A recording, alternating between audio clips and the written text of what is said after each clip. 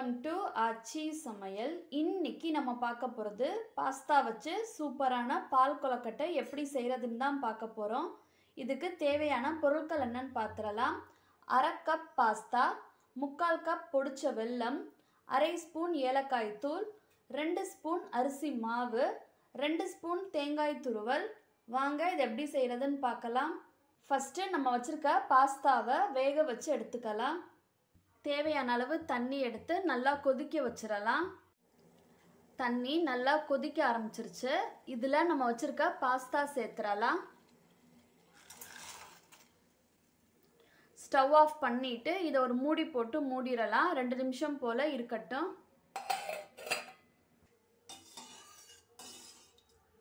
Pasta நல்லா வெந்துருச்சு. இந்த தண்ணி எல்லாத்தையும் வடிகட்டிட்டு பாஸ்தாவை எடுத்துக்கலாம். வடிகட்டி வச்சிருக்க பாஸ்தாவில் கொஞ்சமாக பச்சை தண்ணி சேர்த்து கலந்து எடுத்து வச்சிடலாம். அப்போ தான் ஒன்றோட ஒன்று ஒட்டாமல் இருக்கும். இது இருக்கட்டும். சாஸ்பேனில் 1.5 டம்ளர் போல் தண்ணி சேர்த்துடலாம். இதில் நம்ம பொடிச்சு வச்சிருக்க வெல்லம் சேர்த்துடலாம். வெல்லம் கரைஞ்சி வந்த பிறகு நம்ம இதை வடிகட்டி எடுத்துக்கலாம். வெல்லம் நல்லா கரைஞ்சி வந்துருச்சு. ஸ்டவ் ஆஃப் பண்ணிவிட்டு இதை வடிகட்டி எடுத்துக்கலாம். வடிகட்டி எடுத்து வச்சுருக்க வெல்லத்தை திருப்பியும் சாஸ்பேனில் சேர்த்துடலாம். நல்லா கொதிச்சு வரட்டும்.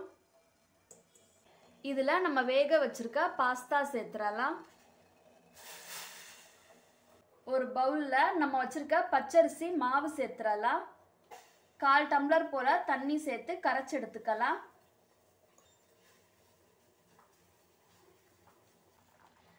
இதில் நம்ம கரைச்சி வச்சிருக்க அரிசி மாவு சேர்த்துடலாம்.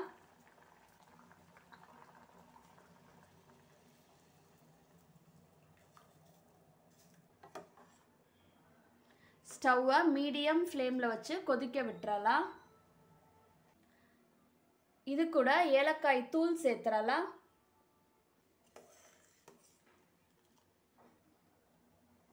மீடியம் ஃப்ளேமில் 2 நிமிஷம் போல் கொதிச்சு வரட்டும். இனிப்பு உங்களுக்கு எவ்வளோ தேவையோ அந்த அளவுக்கு வெல்லம் சேர்த்துக்கலாம். கடைசியாக இது கூட நம்ம துருவி வச்சுருக்க தேங்காய் சேர்த்துடலாம். கலந்து விட்டுட்டு 1 நிமிஷம் போல் இருக்கட்டும்.